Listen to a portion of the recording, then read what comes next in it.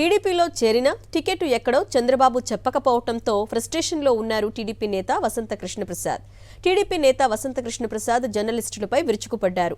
టీడీపీలో చేరిన విషయంపై జర్నలిస్టులు వసంత కృష్ణప్రసాద్ను ప్రశ్నించగా ఆగ్రహంతో ఊగిపోయాడు. రాజకీయ నాయకులు పార్టీలు మారితే తప్పేంటని దబాయించాడు. తనను ప్రశ్నించిన జర్నలిస్టుపై బూతులతో విరుచుకుపడ్డాడు. వసంత కృష్ణ వైఖరితో జర్నలిస్టులు అసహనం వ్యక్తం చేశారు.